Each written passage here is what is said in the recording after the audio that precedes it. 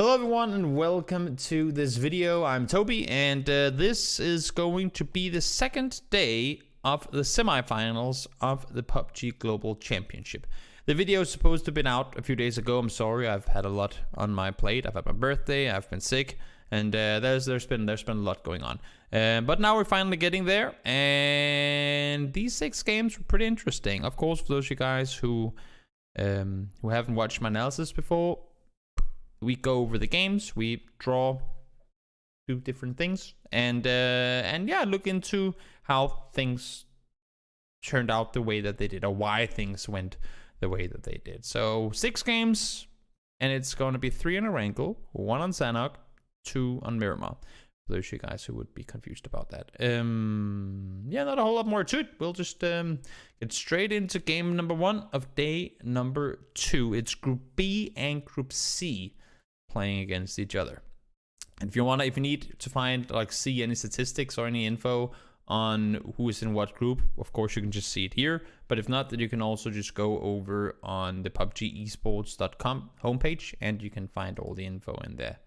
Let's get straight into it. So teams are jumping off, FaZe jumping into their usual non-multi-power loot spot. I mean, plane wasn't really multi-power. They could have taken cars and driven over, but as you can see, a Freak of Freaks on the eastern side, and FaZe has been here many times before. They know Na'Vi normally don't do anything to bridge camp. Should be alright. Genesis and Ensis Force, they're both inside of Pachinki, but again, they've been there before too. AHQ didn't want to go all the way down towards Milta. They didn't want to go up and contest for Hospital either. So they do a split that we haven't really seen anyone do before. It's like a really narrow split. In Ruins on the western side, Milk is going to go up towards and get a vehicle and go down and loot the yellow houses. And then Yanli and ZC, they loot further down south. Not a split that we've really seen teams utilize before. Ghost towards Yasnaya. Ace, they go up towards Severny. And I guess this makes sense in terms of the fact that we don't have our usual Severny looting teams here. Sun Sister, Rascal Jester, those guys, they're not up here. So that's easy peasy. SKT1, they go towards North George.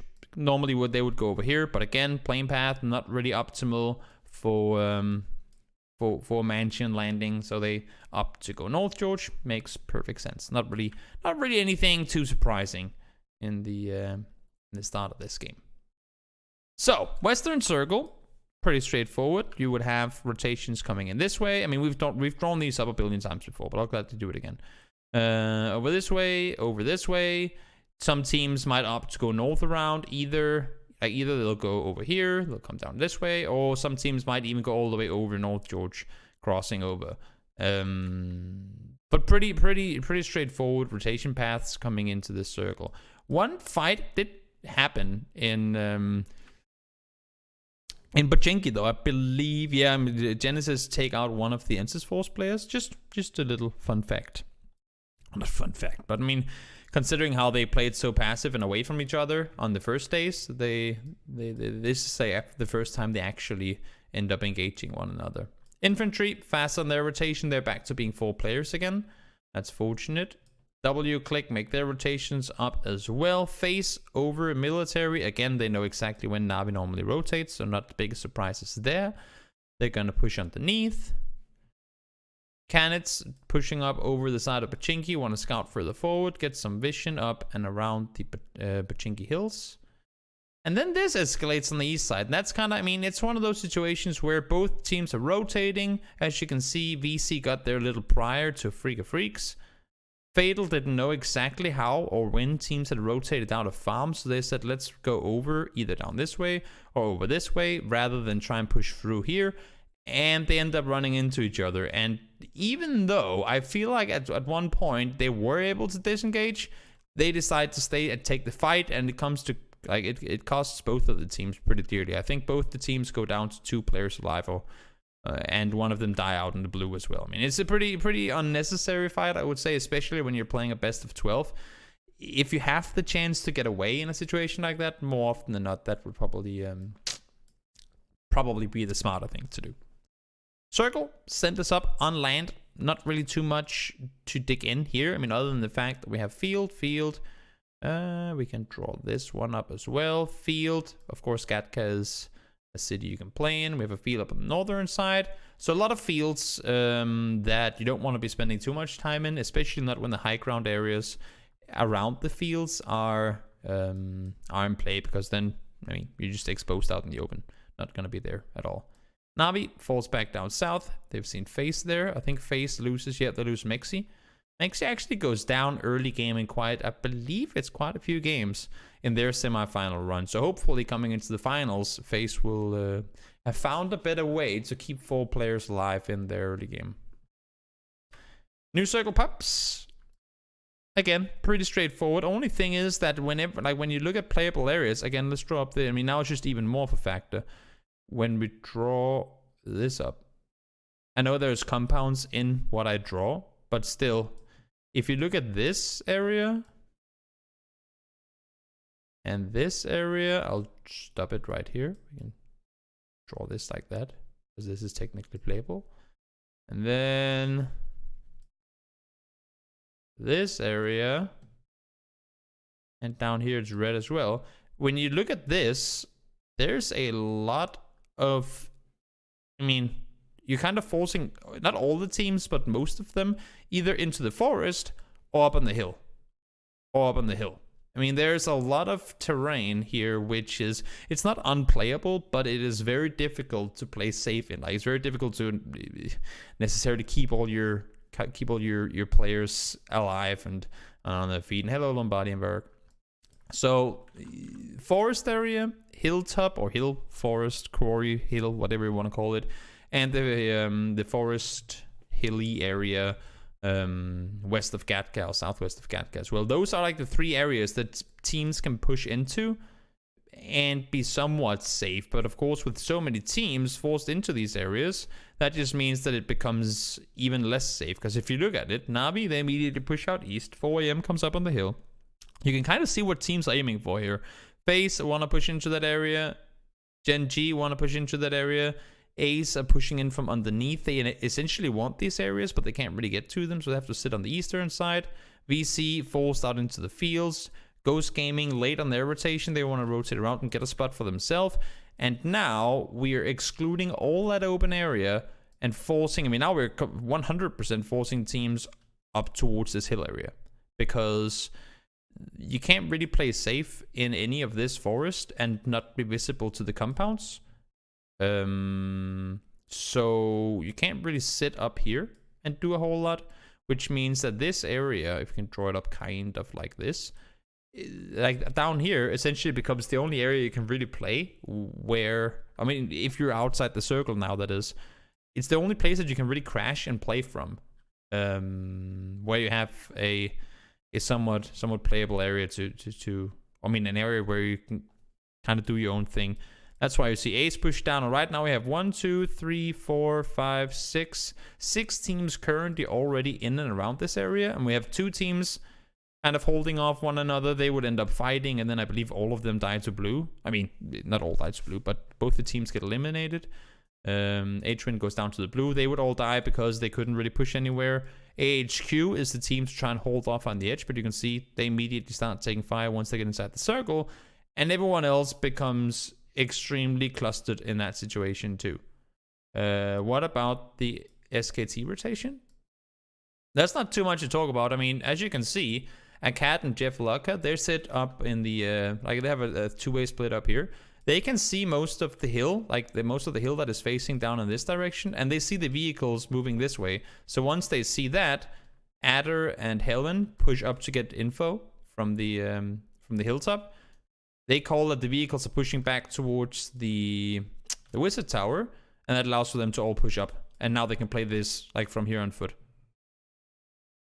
There's not too much to it. I mean, it's a good call. It's a good read that they see Gen G push down towards the tower. Because had Gen G decided to stay up here instead and kind of try and hold off whatever comes here, it would have been very difficult for SKT to make this crossing. Because, I mean, as soon as they start driving, these people would just be pew, pew, pew, pew, pew, shooting at them in that direction, right? So that potentially could have been them eliminated. So smart that they wait until Gen G push in. And also Gen G is not a team that likes fighting too much up close, and this would have been an up close fight.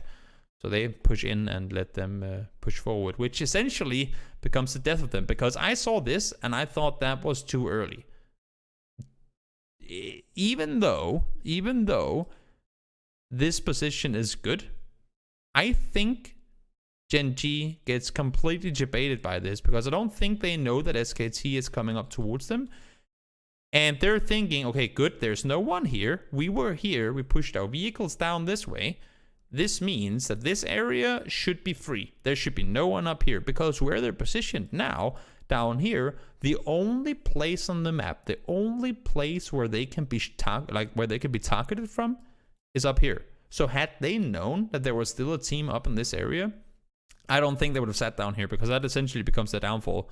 The fact that there's a team up here that have full vision on what they're doing down in the down by the road essentially becomes what gets them killed, because SKT has all the info on them. So every time they're peeking over to take shots at anyone else, they again, they get hit back. They have to go back and heal. SKT can see them. So that's I guess you can say a bit of a mistake on their part. Already one player knocked, Pio goes down, and now Rumblers come out to enjoy the fight, to join the fight as well. South side becomes a choke point, I guess you can say, a cluster situation. Again, limited where you can go. You can't push around this way because they're compounds and it's in the blue. Can't wrap around like that because these teams will all see you. So you're forced to make the run into the hill, and the teams are just sitting here waiting. Again, not really too much to it. This one, this is a good circle, fortunate circle for the teams that are up in this area, SKT in particular. But somehow, and this is a perfect read by 4am. One of the things that 4am do really well is knowing when to push or when to rotate. You can see, I mean, this essentially is a downhill push in the open, and there's no way in hell they can do that as long as SKT is looking their way. If SKT has eyes over here, 4am cannot make this run into the circle. There's no way it's possible. But they chill.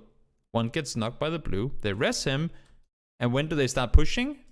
When AHQ crashes over the side. Because now they know, as you can see, all 4 players from SKT1 are busy, obviously, looking towards AHQ. And as soon as they start shooting, they start running down the hill. Because they know if we want to make that play, it has to be now. Unfortunately, they kind of get down there before, I mean, they get into a decent position before SKT1 has a chance to really make a play on them. So very smart timing by 4am. They get down the hill, manage to play it smart, play it safe. Helen crosses over with Jeff Locker. Again, they have that little, it's like a little rich dip thingy on this side, or uphill push where they can stay hidden behind. Adder and a cat needs to cross as well. And then it becomes a 3-team because Summer goes out real soon. Bada bing, bada boom. Thank you. Now it becomes a 3-way tie. Like you have 4 players down here, 4 players here, and 4 players up on the top. It becomes kind of a stalemate like this for a while, which means that if W-click, let's start in another color. If W-click pushes over this way and engages here, that allows for 4am to push over and backstep. And if SKT pushes over and engages here, that allows for W-click to push over and backstep. So whichever team gets to wait until the other 2 teams starts fighting will probably have the best odds of winning, because they will just get to third party. So right now everyone is just waiting for that next circle to pop, because if it goes down here, most likely SKT and 4am will have to fight to push towards W-click. If it goes over here, these 2 teams will have to fight to push down this way, and the other way around. You know what I mean? If it goes up here, then these 2 teams will fight to go this way. Now it goes in between the 2, and the only team, because at this point everyone pretty much knows where each other are, the only team that isn't inside the circle is W-click. And they're just thinking, are you kidding me? We know they're over here. We know they're over here. They're all inside the circle. They are just going to be waiting for us now. I mean, that's essentially all they have to do. Wait for W-click to push forward. And neither 4am or SKT1 wants to fight them. That's the funny thing. None of these 2 teams wants to be the team to start the fight, because they know, as I said before, if SKT1 starts fighting, 4am can swoop around this way and start fighting them. Whereas to if 4AM starts fighting, SKT can run around the back and start fighting them. So neither of these two teams wants to be the ones to start the fight. They want the other team to start the fight for them. And that's why it keeps on dragging out for a little bit. But of course, in the end, W-Click is forced to go in some direction. I mean, they can't just stall it for too long. They have a ton of smokes thrown in the middle. And in the end, I believe 4AM wins it. Yeah, they do. So interesting game, interesting finish off in a situation where everyone is hoping to be that team that gets to third party the others. But in the end, 4AM would go out and win it. So good first game, interesting first game. And with that, let's go over game number 2.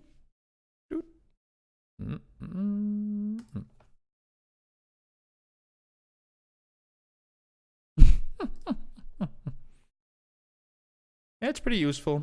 It is pretty useful. Now, game number 2. Again, one more Western plane. So for a team like FaZe and for other teams that like looting in the Eastern side, SKT, VC, both Afrika Freaks and FaZe, some of the farm looting teams, they're not exactly having the best plane luck in the world. Afrika Freaks take a boat, and I think they essentially, I mean, they took the boat down here to make their way over towards, you can see they take 2 boats actually, and they just want to make their way over to Milta to get looted, but they go, oh well, I guess, I mean, it's a military plane, so why not just turn the boats around and go loot on our side? And I'm surprised, I was surprised by the fact that they go all the way to Novo, because they're the first team, as you can see, when they jump out, they're not the only, but like the first team to jump east. FaZe already went down to Primorsk. And I think they don't want to cross up here and start running towards military because there's too much of a fear that another team would have beat them to it, and then they'd be running in here without any, I mean, they would have no weapons, no nothing, and be like, ah, if there was anyone there already. So safe play all the way around the east. There was a western plane. Therefore, I mean, nobody will be down here before them. They would have had to go all the way over and like that. And that they're not going to beat them to it. Oh, that's a good pick, Steiner. We already picked TSM. We're going to pick our next team after this analysis is over. So easy. I mean, they have an easy way towards the east, and because I think it's also a matter of Afrika Freaks is an edge team. Afrika Freaks don't like fighting early. Like, they never fight early. They're very similar to, I guess you can say, Infantry Gaming and Na'Vi to compare. Tempo Storm as well. We can pick like one team from each region that play like this. But they would never want to fight early game Afrika Freaks, and that's another reason they go east side, because they know the plane was west, which would most likely mean that most teams come towards the circle from here, just because it's closer. And therefore, by already having positioned themselves on the eastern side, first of all, they only have to fight one way. Second of all, they don't really have to worry about being backstabbed, for the most part at least. Let's see. Infantry, crossover, Rumblers take boats. 4 AM, they chill for a little while. They would eventually cross as well. Genesis try to set up a bridge camp, which, well, I mean, I don't think they get any kills from the actual bridge camping itself, but I do believe they take out one of the Na'Vi players. Now, I don't quite remember. I believe... No, actually, 2 Na'Vi players go down. That's right. They weren't, like, didn't really scout it properly.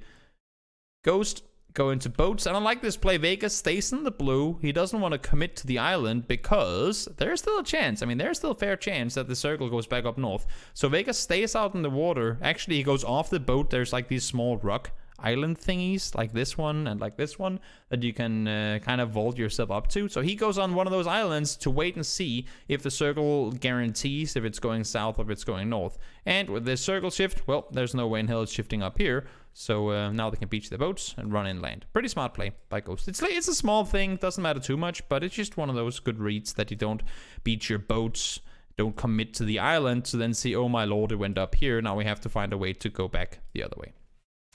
Simple thing, small thing, but worked out well for them. Helen tries to go find a boat. Not gonna happen. There are no boats available out here. They do find a boat down here, though, unfortunately. Fortunately, Ghosts are already making their way up, because had they been around here, that would have been fought at SKT1 players. Gen G as well go out east to find a boat, but remember, if we rewind, Vegas took a boat, in Lipovka. Strimshy and Drassel, I believe, don't they take the boat here? Oh, McCoy takes the boat here. And Drassel takes the boat here. And there are only so many boat spawns, which means that for Gen G, who actually looted on the western side, they were looting all the way over here. Instead of going down this way and take a boat, they say, guys, remember the plane path? Remember how the plane path was over here? There's no way in hell anyone went over here to take a boat. Because, I mean, look at the plane path. It's all the way over here. Why would anyone take a boat here? That's going to be a free boat for us, and we can make our way into the circle. Not going to happen. So, once the circle guarantees to go military, Gen G goes, aha! Remember, we have our free boats out towards the east because the plane path was the way that it was. They go out and are immediately disappointed to see that there indeed are no boats. So they're forced to spend time driving. It's one of those things that, I mean, all this happened because Ghost could just have gone 4 people into this boat and started sailing, but believe me, they do it to fuck over other teams. They took 3 boats with 4 players. Technically, there was no reason for them to do so, other than the fact that they didn't want to be everyone in one vehicle. But this messed up the game for Gen G quite massively, because now they're all of a sudden very, very late on their rotation. And as you can see, they're sitting on the east side of Milta by the time Circle 3 hits, which makes things pretty difficult. They're miles out in the blue. AHQ finally take a boat and leave. Gen G sees this and they just go full speed forward. I mean, they don't need to cross. They're spending all their meds out in the blue. They finally get across and they run straight into fights. And somehow, I mean, they make their way over, but they lose pretty much their entire team because they were delayed by the fact that Ghost had taken all the boats. So it's small things, but that's one of those kind of trap situations you can set up, and Ghost did it extremely well. Next circle sent us up pretty evenly. Navi still with 2 players out behind your chat box. I mean, it doesn't really matter too much. I believe they both end up dying in blue at some point. Loki is alive, trying to cross over the bottom. Rumblers, Infantry, and VC are inside. And something happens real soon that I think is very interesting. Not only, I mean, Phase 4 alive, they set up to hold off all the rotations on the side. And, well, I mean, I think Genesis and Red Cannons actually managed to kill each other off before most of those kills come in. But Phase, no, we can't focus inward. Like, if this next circle goes into the military base, we can't have teams behind us. We need to clear off this side, and then we can start pushing in. So they force Genesis to crash in, remain up on top. And now something happens that I was very, very confused by. Not only do VC kill off Loki on the eastern side, but Infantry Gaming, and this is what, I mean, for the entire group stage, I was sitting and watching Infantry Gaming, and I was like, when are you guys going to wake up? When am I going to see the Infantry Gaming that I've been seeing in the Chinese League? And this game was really interesting because not only, I mean, this fight escalates and they end up killing Rumblers. There's not really too much to that. It's just an up-close fight. But look at this positioning from FaZe. FaZe has all the control in the universe. They have 2 people lined up on the hills. You know how there's like a little valley going through here? So you go down and then you go up again on the other side. They have control on both the sides. No, it's not a penis. And Oop and 8C, they can look down this way to make sure. I mean, their task, you can see with the circle, the way that it is, their mission alongside Upa, Fastface, and Mexi is to make sure that nobody leaves military.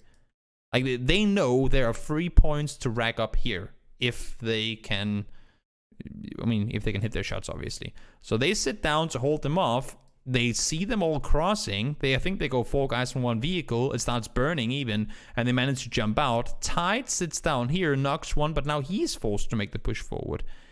And somehow, through all of this, they actually manage to stay alive for a surprisingly long amount of time.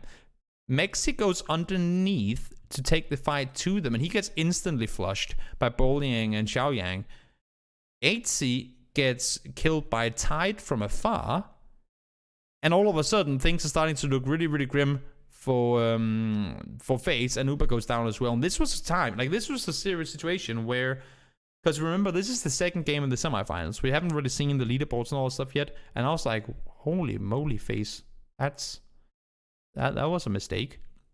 Because FaZe would normally never overextend. I mean, it wasn't even because they overextended that much, but they would never lose players in situations like these. They would play it really smart. But Mexi went underneath, ends up getting killed. 8C is from the top, super exposed on this side, would normally never happen either. And I think it was just standing still looking, and Tide had like the clearest shots in the world down towards him. And Uber then gets overrun because there are 3 guys pushing up towards him. Very interesting situation where I mean, infantry essentially just overpower FaZe Clan. And that's not something you see teams be allowed, especially in the late game, to do against FaZe. So already there, I had my worries that, oh no, maybe this is not going to be the semifinals that FaZe would have wanted. And it wasn't. I mean, even though they qualified, I mean, I assume that all of you guys, even you guys watching on YouTube, have either seen the game or heard the news that they had like that insane final game. Believe me, despite them qualifying, that is not the way they wanted to qualify. First of all, they don't want to qualify in 16th out of 16 teams. Second of all, they don't want to have everything come down to that final game. So mistakes like these, I mean, if they carry over into the grand finals, that's gonna be tough. Final circle commences. Bolyang holds off on the western side. They know there's still a FaZe player alive somewhere, so they don't want to overcommit. And also there's 7 players alive. There's 7 players alive, and they're only 3, and they go, well, there's no way in hell that it's 3v4, because we haven't seen an insta-kill on any FaZe players yet. They killed 3 of them, right? They killed 3 FaZe players. They haven't seen the 4th go down, so they know there's 1 player at least, and then there's another 3, or it could be 2 and 1 for that sake. But they know for a fact that there's at least 2 opposing teams left. So they play it safe, they play it passive. Fortunately for them, they don't really have to deal with FuzzFace, and they end up winning the game. So really good game from Infantry. Unfortunately, their first day, I mean, you can go back and watch that. Their first day, they played a lot of the games with only 3 players alive, or 3 players in the game, because Lin was injured. I'm still not exactly sure what happened. I've heard people say that he dislocated his jaw, which I would assume is extremely painful. So he missed a lot of the games, which unfortunately means that they didn't qualify for the finals. But a very good team that in this game in particular, I believe, showed very promising results. Now, third game, final game of the day on Erangel. First circle pups, and this game was hilarious, by the way. Just so you know, it was hilarious. Playing is decent for everyone. FaZe gets pushed away by a Freak of Freaks. Remember, FaZe is already in a situation where they haven't really got that many points in the first 2 games.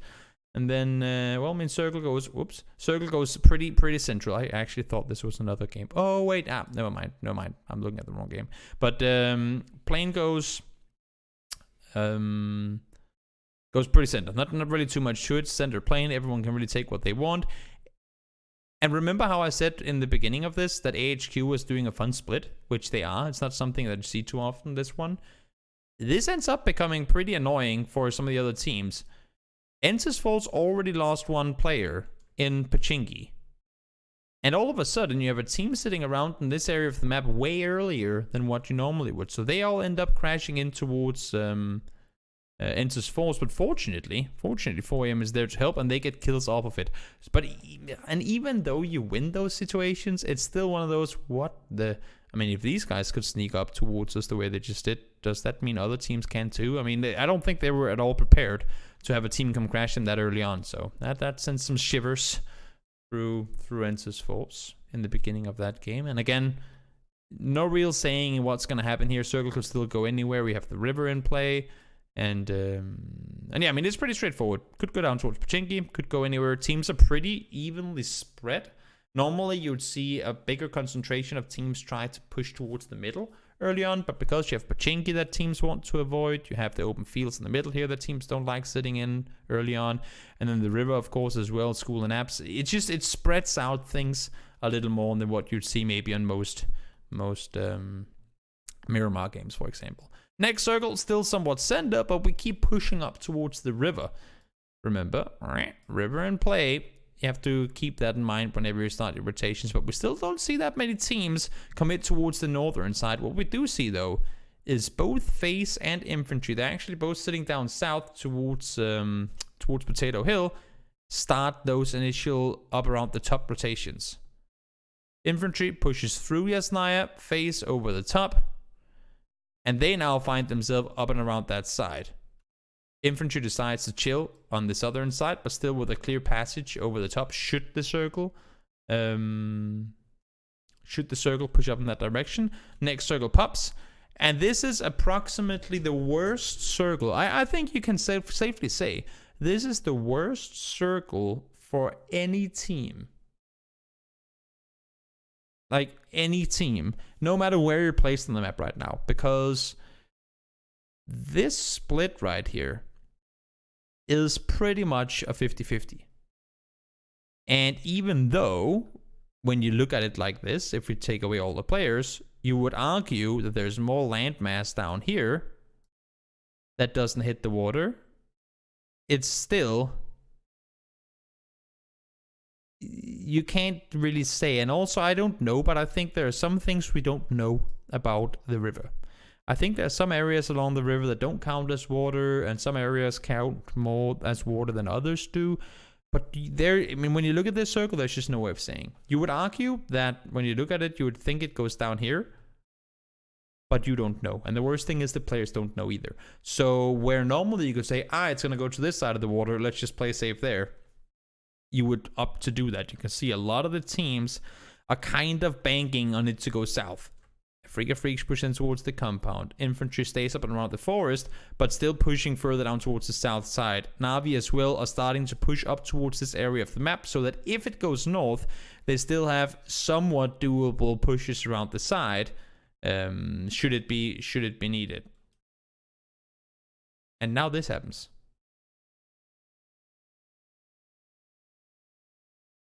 And I don't know.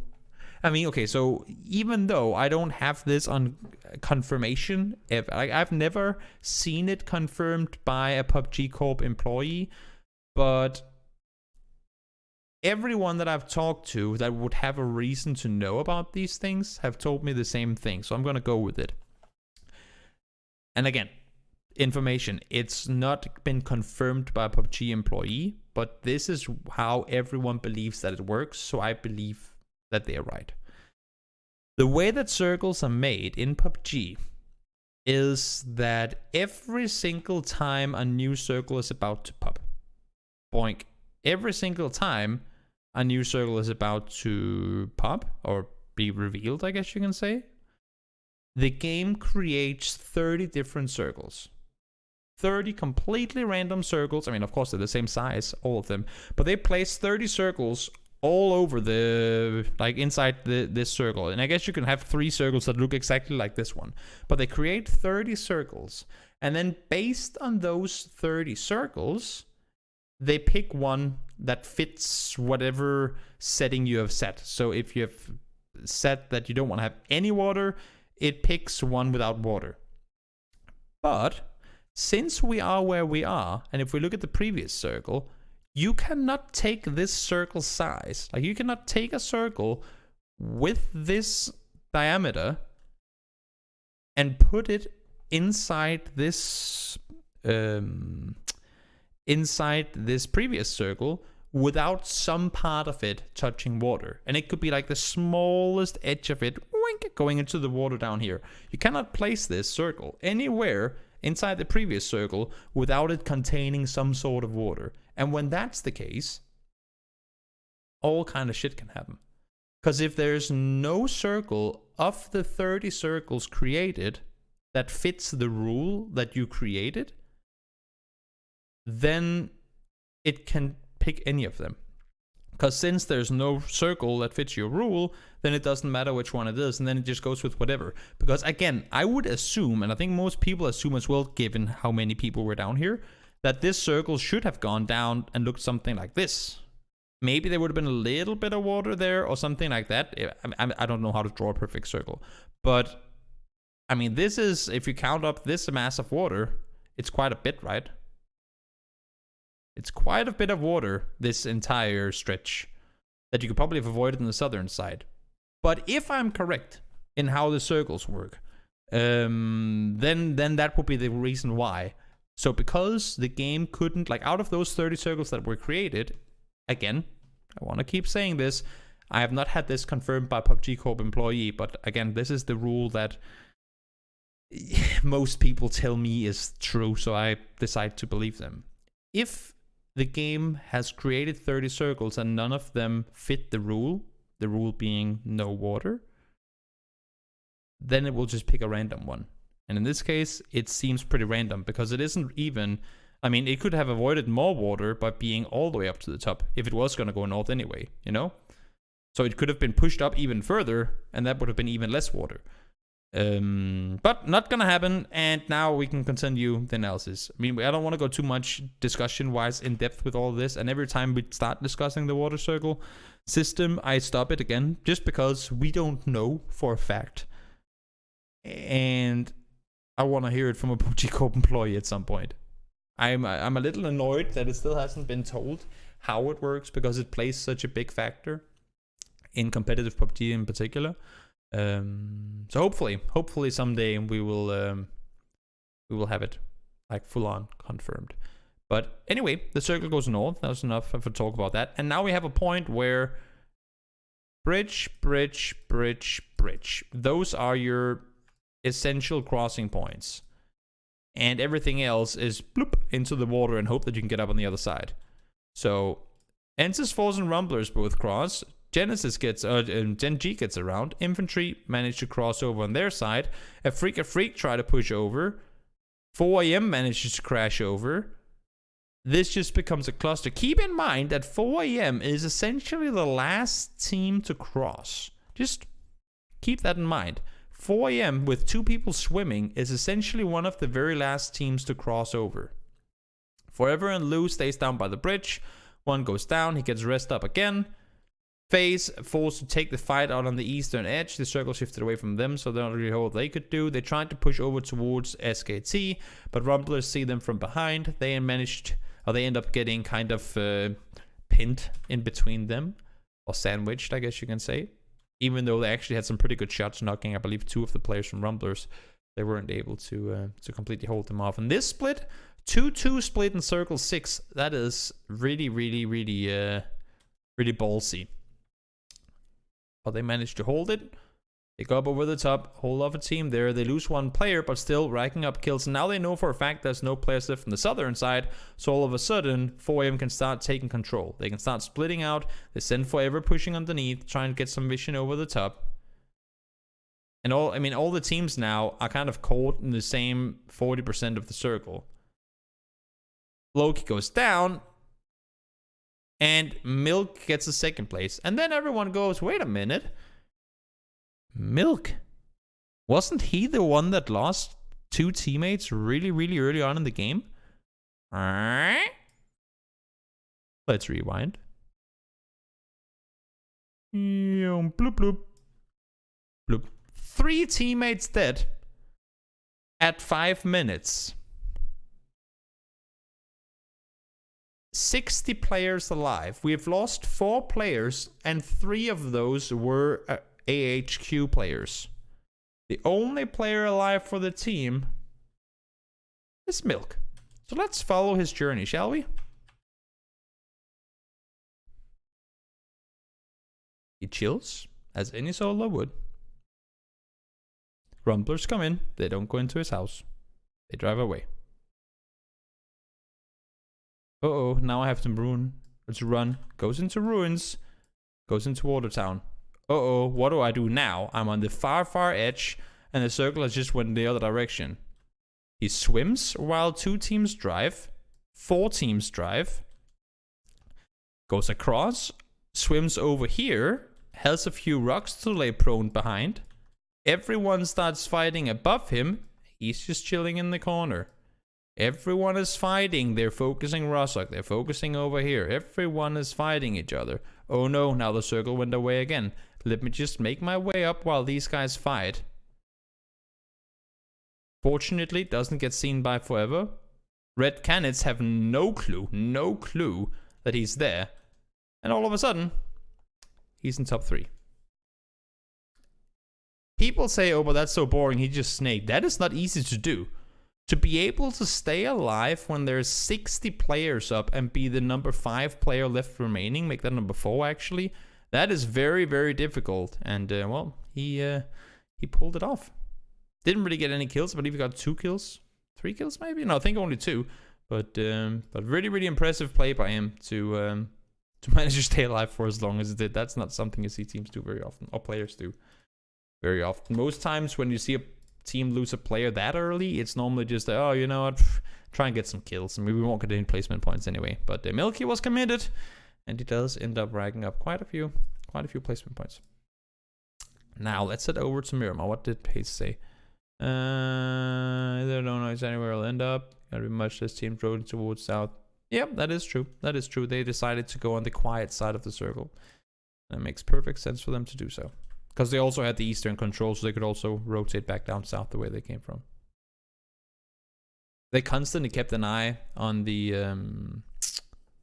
garage on the other side of the road, so that they knew they had a chance to cross over that way should the circle go south. Sanhok. We've seen this map played a lot, and we're not going to spend too much time on it from an analytical perspective, simply because it's Sanhok, first of all. Second of all, it's Sanhok to me is more of a close quarters team fight map than anything. It's a map that I mean, I would love to do Sanhok analysis if we had like a POV of all players in the fight, so I could swap between, like, whenever we get demos. I'm still waiting for that, by the way.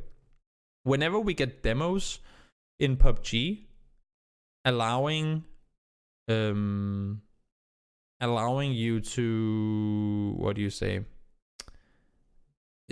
Allowing you to say, oh, this game was played there, let's just jump in and we can fly around ourselves and look at things, then that'll be really, really good.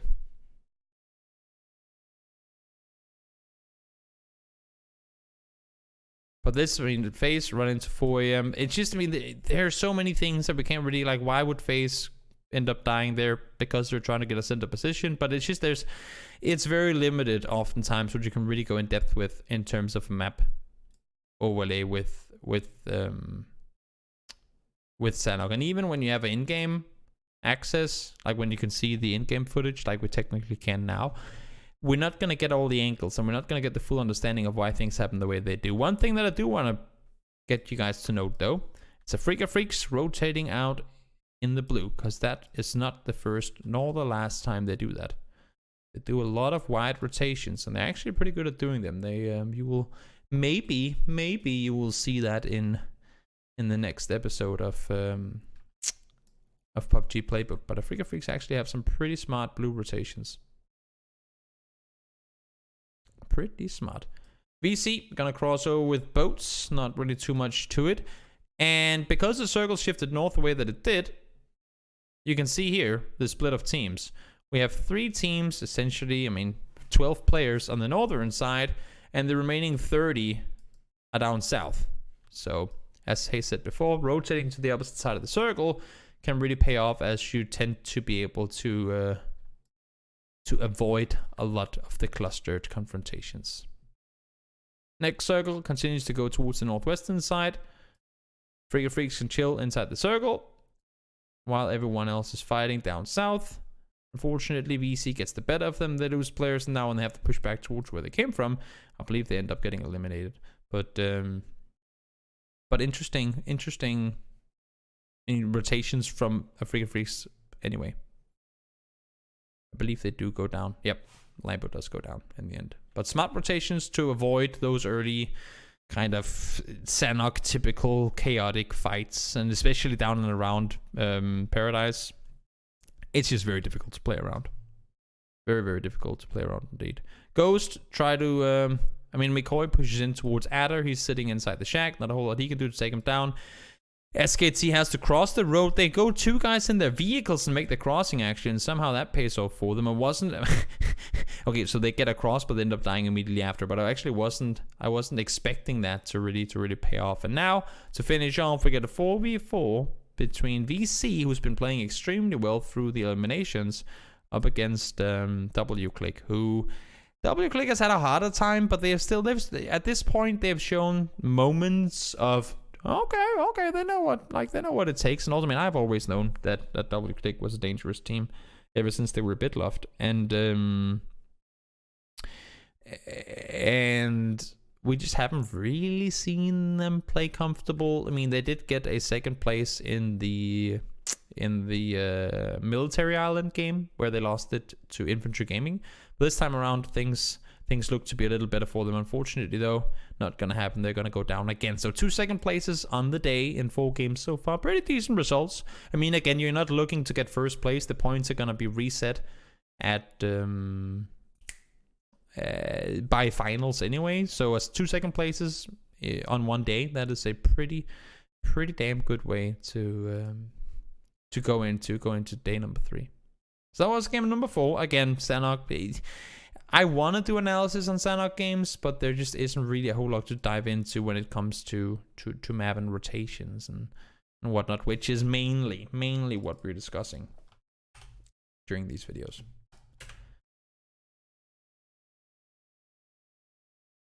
Game number 5 over on Miramar.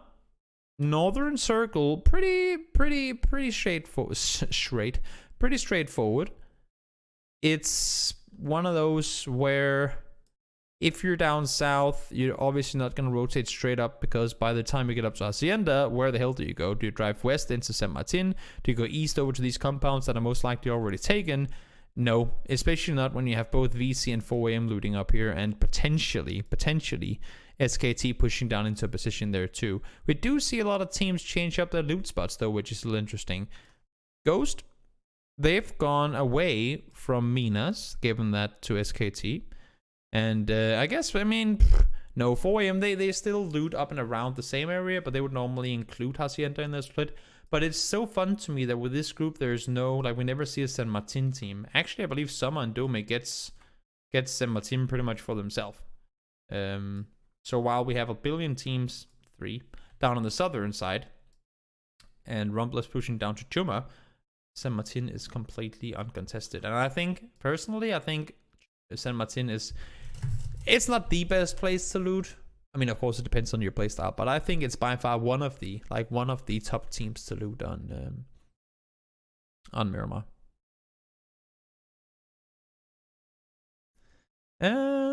Teams rotating up and over, infantry over the top, AHQ and red cannons, they kind of go tangled, or get tangled up a little, not too massively, but decent enough space. Freak of Freaks, again, late on the rotation, but they're not in a hurry. Same thing, like, as I said, Navi, Tempo Storm, all these teams, they don't mind tanking a bit of blue if that means that they'll get to the side of the circle that they like to play from. And then this one with Rumblers, I don't know if you guys saw it. I'm gonna find the clip for you just because it's fun. Let me find the clip for you, because that must be on the top of the viewed clips.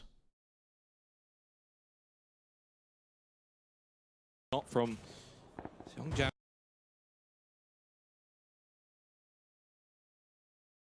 Watch this, guys. This is pretty interesting. Xiongjiang onto Xiaolu. Cherry. Oh my goodness! Okay. What's just happened? He's gone to space. Okay. Bye bye. Well, we'll pray for you, Cherry. Oh no! I'm not sure exactly what that was all about, but it's pretty funny. Xiongjiang onto Xiaolu. Cherry. Oh my goodness! Okay. What's just happened? He just took off. That was it's unfortunate when you try to breach a compound that stuff like this happens, but I guess that's just PUBG. Sometimes the game throws you a curveball, and the sad thing is that Cherry has, like, they actually have a 3-man breach on towards the compound, and Cherry just goes flying. Not always optimal, but But that's unfortunate. W-Click comes over to help, and they end up eliminating pretty much the entirety. I mean, Microfry gets to stay alive on the southern side, but they end up taking out the majority of the team, I think. And I think a lot of it comes down to Cherry, boom, taking off into space, and the team going, what the fuck? And of course, Cherry in the in-game comms are gonna go, what? As well, and that's gonna take the focus away from the actual fight for a second, and that's... I mean, it was just a really tough, really tough situation for them. Senya makes sense though. He was clipped on the edge of the map, and that happens. I mean, he knows that. So that was not a bug per se. That was just him being a little too greedy on his parachuting. SKT1 rotates underneath as well, with the circle going further towards the northwestern. Is that something they would get compensation points for? I actually don't know if they got compensation points. I would hope that they did. But I think in order to get compensation points, you have to... what do you say? You have to not apply for them, but you have to like make a complaint or something. And I'm not sure if they did that. They didn't get any compensation points. I mean, I would probably have given them a compensation point for something like that, because they lost a player... And I mean, he would, I mean, they could argue, oh, but he was right next to the car, he would probably have killed him anyway. But you can't really do that. I mean, I think in that situation, they should have given compensation points. Everyone is using regular NVIDIA Digital Vibrance. Yeah, well, to answer your question. So, decent circle popping up on the northern side. FaZe, they're chilling up there. They've got Gen G pushing down towards them, but they go back and go away. And once again, losing players early. We're talking circle 2 here.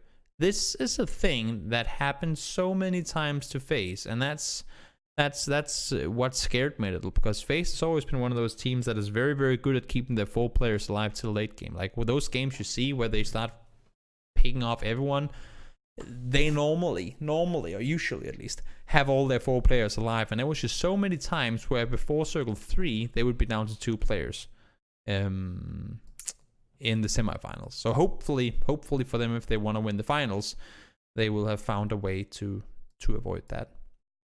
Infantry pushing into 4 AM up on the hilltop. Not going the way they want to, because now Gen G is pushing up towards them as well. And then with this circle shift, I mean, there's not really that much you can play on the eastern side as long as these compounds are taken. You can't really go silhouette on the hilltops, especially not with this in play as well. Because you'll just be, I mean, you'll be visible to everyone. And teams are, I think at this point, it's proven well enough that teams are pretty damn good at aiming in this tournament. So even some of the best teams, they get like massively contested by other teams. So you don't wanna overstep your boundaries and go too greedy. Teams will punch you for it. And whichever teams do end up trying to go aggressive on the sides there, they would get killed pretty quickly. Ghost try to push around Genesis. SKT once again trying to push around the southern side. And they of course want to scout forward and try and see if they can grant themselves some mission. Circle. And this is a funny shift to me, because I thought when we were here that it would go over here. I don't know why. There was just something inside of me saying, I think this is going to be an eastern shift. And then when it goes back down towards the western side, of course, Ace are going to be clapping their hands. Ghosts are pretty happy with this shift as well. And so are Genesis, because had it gone anywhere else, Genesis would have to make quite a dangerous rotation.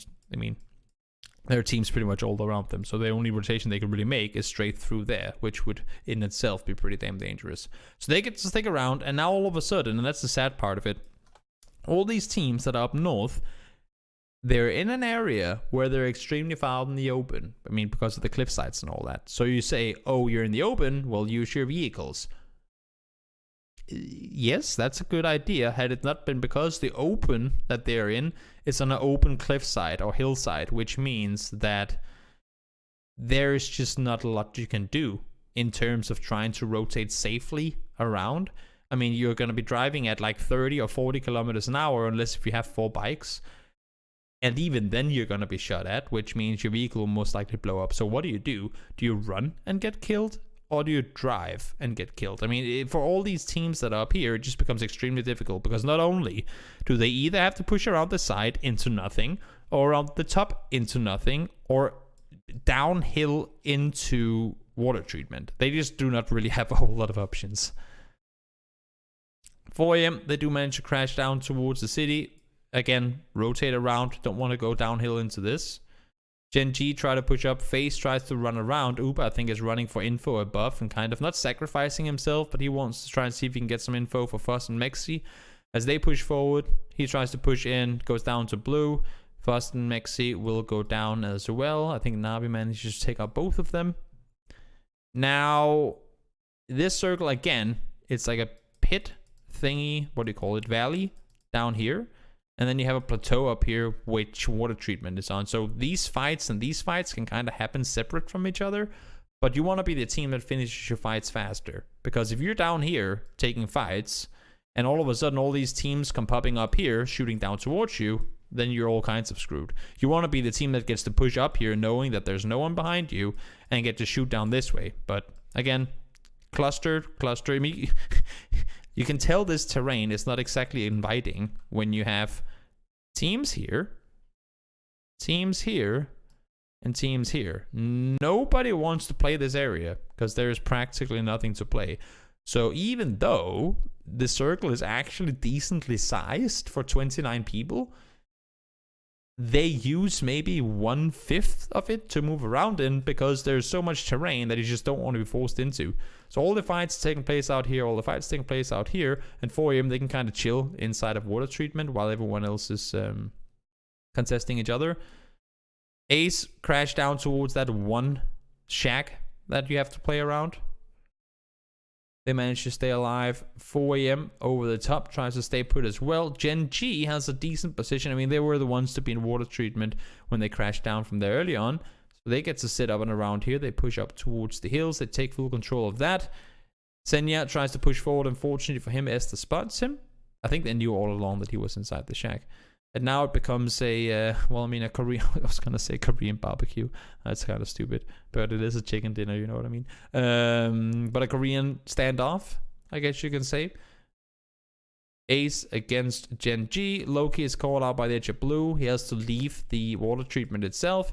Ends up getting taken down. Taemin does as well. Ace actually had a really smart positioning in the end of things. Once they knew, like once Esther was taken down, that allowed for Mickey to push all the way around. They can then contain Taemin, and then they have like the ridge line control that we talked about, and they have all the vision down towards Loki. So not really a whole lot he could do. But that's game number 5.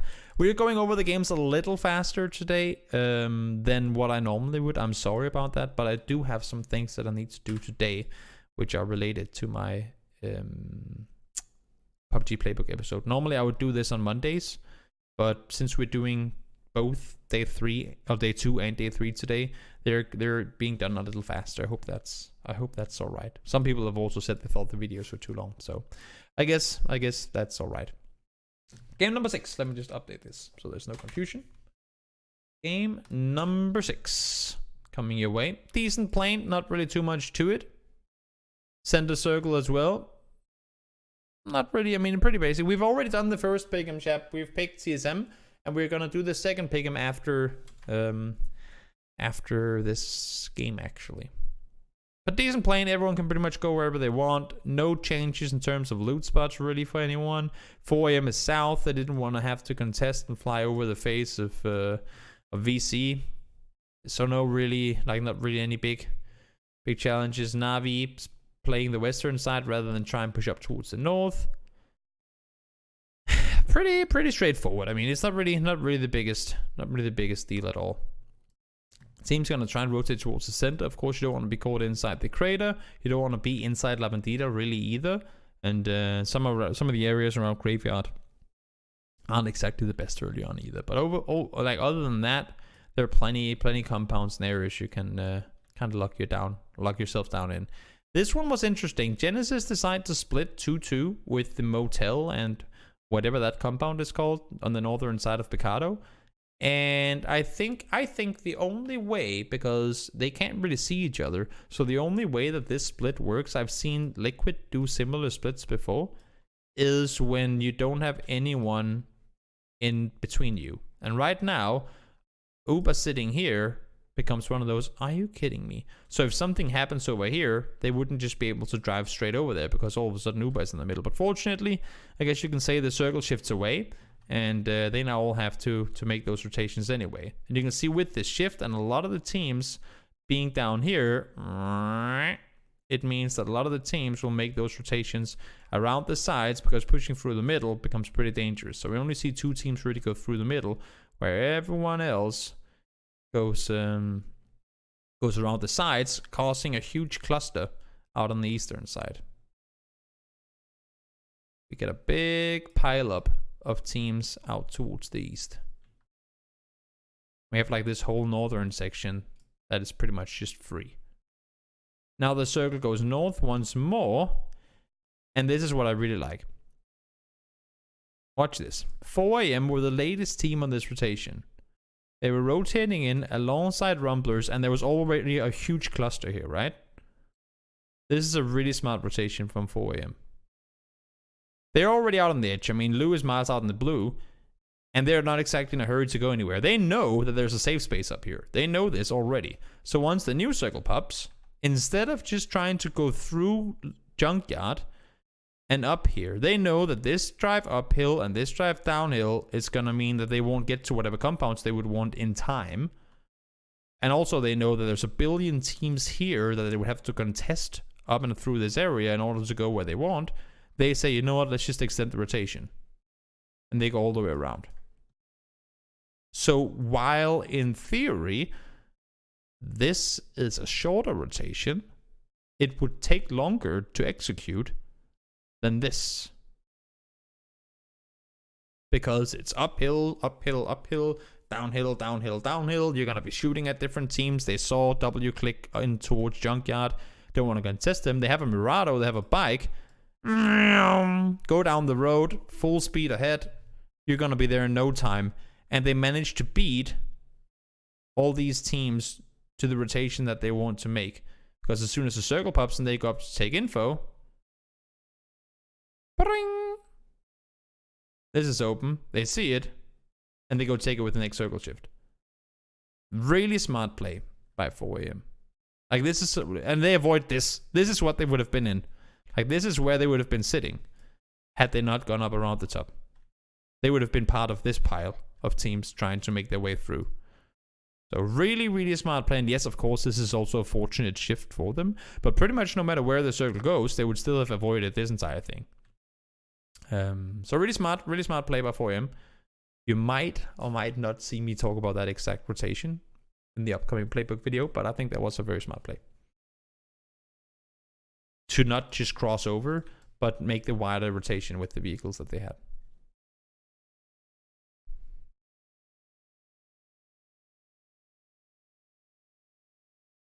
Circle then centers up VC. Well, I mean, they're essentially just chilling in the middle. It's one of those horseshoe compounds where you have wall all the way around, going up like this, and then you just have to chill in the middle and let everyone else fight. You can try and peek out the windows and whatnot, but you can't really run up the hill to contest because the teams out here will shoot at you, and you can't really push out to fight them because the teams up here will shoot at you. So you're essentially just locked down in your building, and or buildings. And well, I mean, they get to stick around for at least a little while longer. Enters Force pushing in to try to take the fight to W click. Herald and Ragnar holding off as best as they can. Navi in a decent position up in the northern side, trying to stay put. Circle once again shifting towards VC. They're just chilling again. I mean, they don't really have any reason to be elsewhere. Teams encroaching, again, downhill push towards the compound. You can't really do a whole lot when you're fighting one another. 3 teams left alive. VC, 4 AM, and Ensis Force. And this was a fun one to me because I would have expected Force just full speed send it once they saw 4 AM engage the compound. But they kind of stay up there and shoot rather than run down into the cover and fight. And that means that now it's a fully reset 3v3. Like, had they just sprinted forward instead of shooting from where they were, they could have been up here and helped them by the time they got inside the compounds. But they try to get the flushes, like steal the kills up here rather than take the position to take the fight. And And now they have to hold them off. And I mean, VC just outplay them massively. They go from being essentially in this situation in a 4v2. They can't get the knock up. They lose 2 players practically immediately. And Dome and Summer just hold off Indigo. And I believe they end up winning the game. Yeah, really, really smart play by VC. And they're a scary team. I mean, VC could be that team we vote for as well. We'll have to wait and see. That was day number 2 of the semifinals. So if you're watching on YouTube, thanks for watching. And I'm sorry it was a little shorter video than they normally are. But thanks for watching and see you next time.